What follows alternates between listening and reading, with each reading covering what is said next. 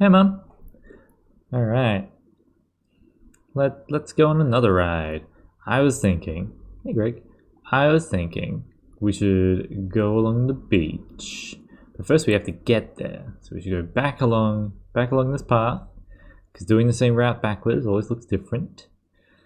And then I feel like we can get down to the beach along here, right? Kind of go along here and end up at Lakeside Stable. Might even be able to go further and just keep going along to here, right? I think.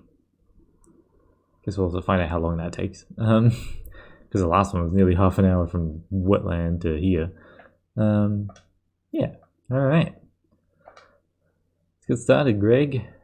Let's see our ancient lab. Nope, that's a cliff. Wonder if we see any dragons. Yeah, I don't know, Greg. Do you think we'll see dragons? Whoa, whoa, whoa! Greg, no. She said, "Take a second. Stop looking where I'm going." For 1 second, and Greg goes jumping on a lamp. I was trying to praise you for how good you were doing. Okay, there we go. Clearly, it's too fast for his turning, so. Now we just had a blood moon. Do we have a different kind of moon now? Do we get a new moon? I get the feeling that the phases of this in this universe don't necessarily make sense.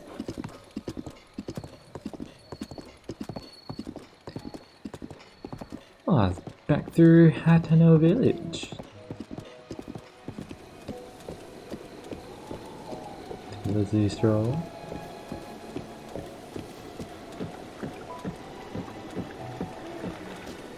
Yeah, it's definitely interesting to see this is sort of the architecture here is not Japanese, but also not European either. Like some of the layout, some of the aesthetics, some of the features are clearly like obviously it's not supposed to be real. Whoops. So lent my finger on the trigger. Clearly, it's not supposed to be real. It's a fantasy world, but it's interesting to see the inspirations from both. Because Zelda has always been like a very good job guarding. You know, Zelda was always supposed to be European inspired, which was presumably very new and novel to a Japanese audience in the 80s. But yeah, they've still definitely made it their own, but it's still clearly more European than Japanese, at least in an aesthetic. Is that? Kind of wondering if we should try going. Yeah, that's this path. Try going around this way. They'll definitely be the other way around. Go slowly.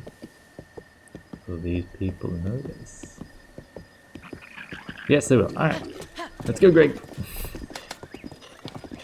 I'll distract them. Whoa. There we go. Less laggy the second time. Now they won't remember me coming through at all. Let's change that back before I forget.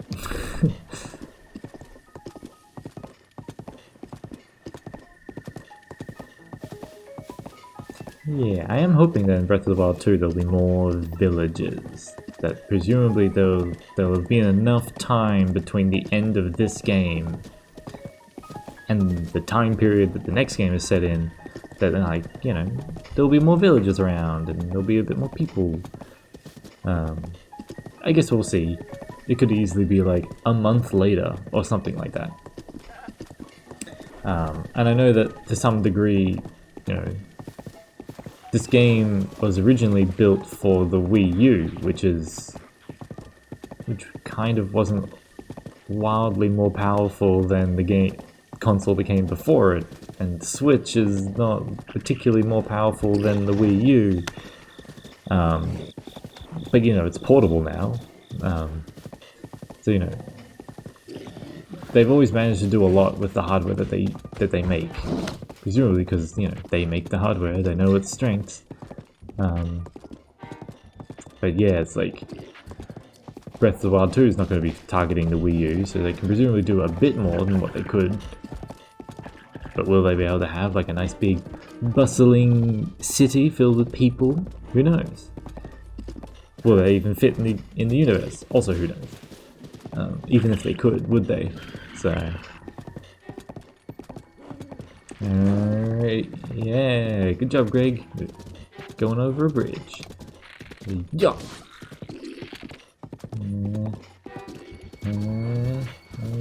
Nope. Calm down. Yeah, it's fine. Oh, I did get that shrine. The one's in that little... I don't know. Crevasse? Crevice? I know what you are. Yiga always coming after you.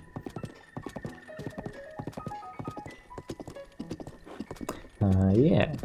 So working on my own game, Space Doggo. It's coming along. Kind of slowly. Because, of course, it's everything I do is slow. And I am getting a little distracted thinking about this one particular effect. Because, you know, imagine that this game is supposed to be somewhat like Star Trek, but with dogs. That's kind of very, very vaguely what I'm going for.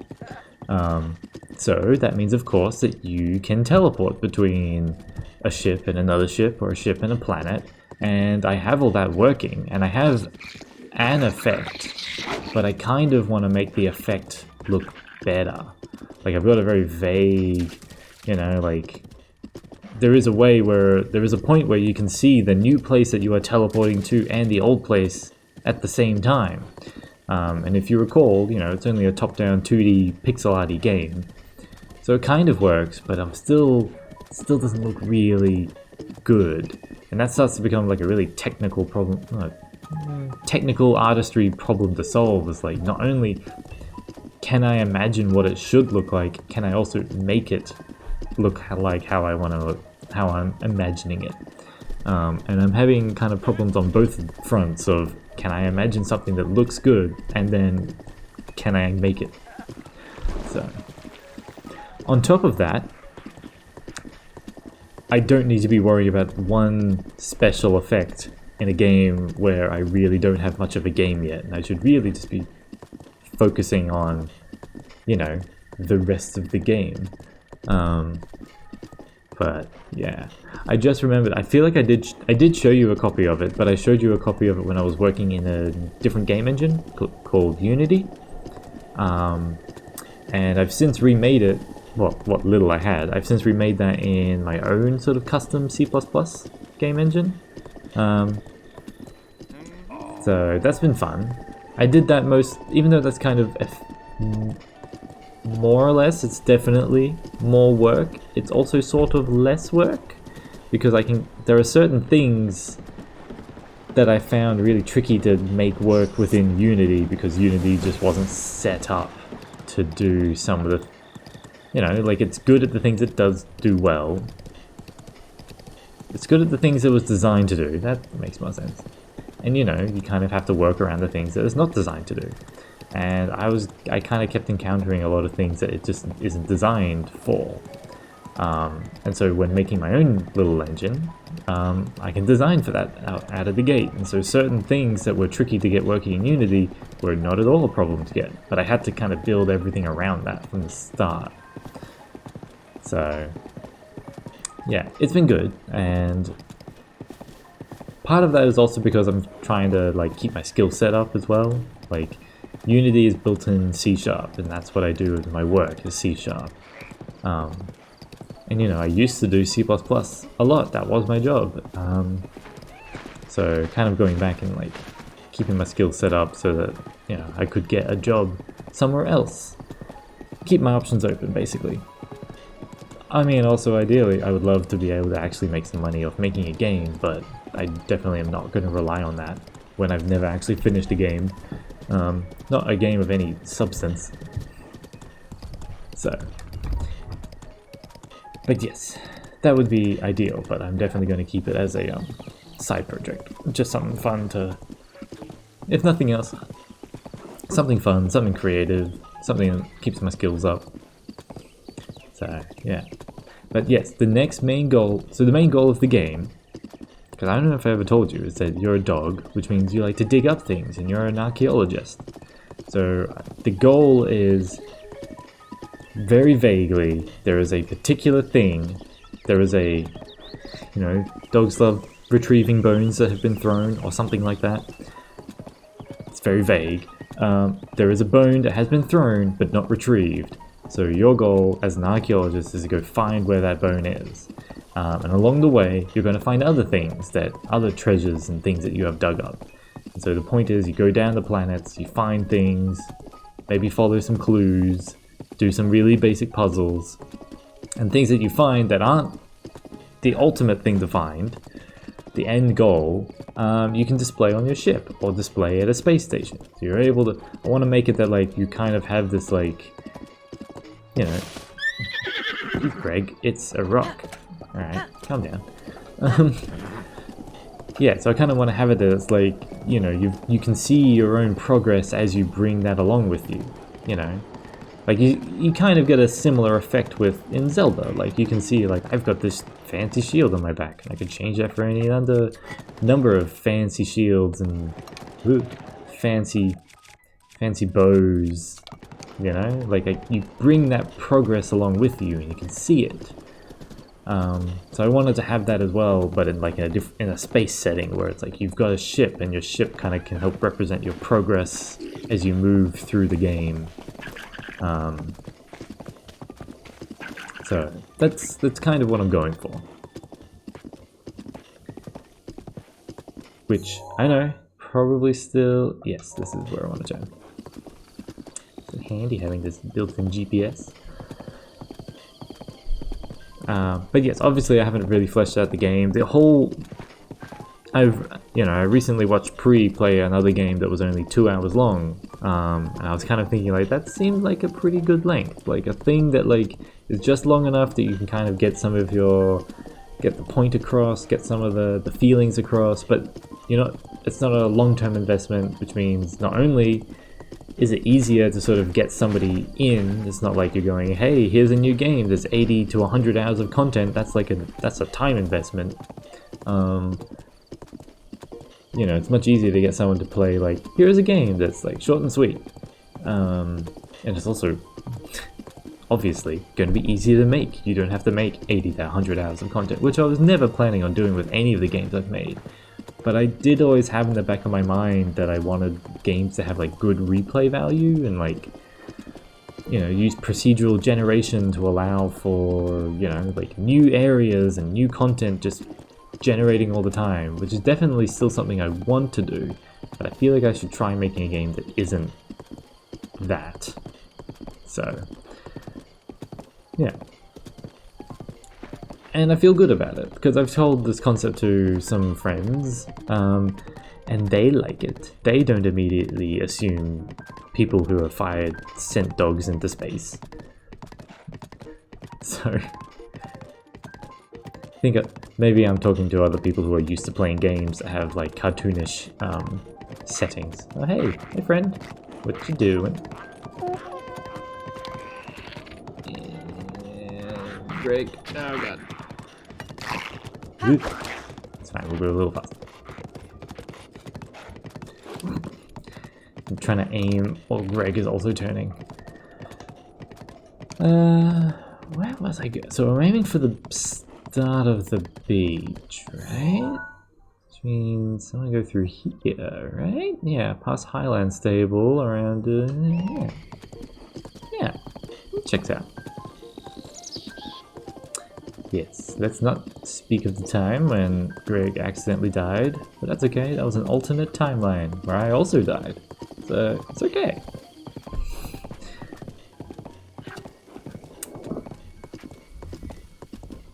And if you're wondering, what is my game trying to say? Like, what's the meaning behind it? I'm like, I don't know. I haven't actually thought about that necessarily. Maybe just I want a fairly low stakes, simple game that has progression, nice visuals, sense of adventure, but without necessarily worrying about combat. So yeah, I'm not planning for there to be combat, but I do want to have something that allows for how to handle confrontation in a way that doesn't result in combat. So, I mean, I know I'm probably talking to the wrong person here, but you know, flying around spaceships and shooting laser beams is fun. Like that's the sci-fi aesthetic right there. That's Star Wars. Like even Star Trek has that. Like, but trying to find a mechanic that allows you to sort of capture that sort of feeling of pew pew without it necessarily leading to combat. I'm not quite sure what that is yet. So yeah. But perhaps maybe it just does need to be some pew pew, but like again more in the Star Trek way, which is where it's very reserved for particular situations. It's not, you know, it's not the main focus of the show, at least not the older series, the new series not included. You know, you could easily go multiple episodes in like Voyager and TNG, even Deep Space Nine. Multiple episodes without there being any spaceship combat. But when it does happen, it's usually, you know, it makes sense in story. There's some more stakes behind it, and it doesn't seem so meaningless, I guess. Not to say that the new shows are meaningless in any way, but I do feel like they maybe lean on it a bit more than they need to. Perhaps if they kind of reined in some of their bombasticness, it might actually have more impact than... Presumably they've got the bombasticness in there because they want it to have impact. But I think there's a bit of a... There's always a balance. Anyway. I'm not looking to make a modern Star Trek-ish inspired thing. Something more akin to the next generation of Voyager. Ish. But not even that, because I don't have a crew. I did want to have a crew. I did want to have it that your ship would almost be like a moving home and you could have multiple dogs on there. All working together. Yeah.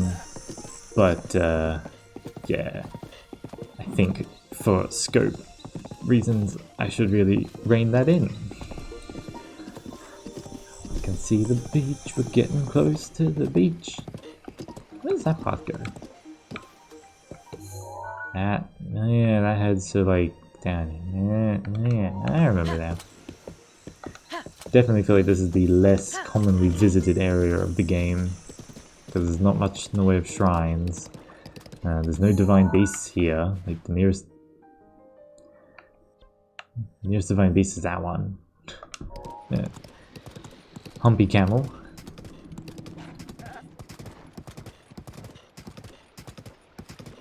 Is there a path for Greg to follow down here? I feel like there should be. Let's see, is Greg just going to keep running and run to this wall? Yeah, looks like it. Alright. I'm going to have to drive. I have to pay attention again. No, I was paying attention. I never really noticed the seagulls in this area.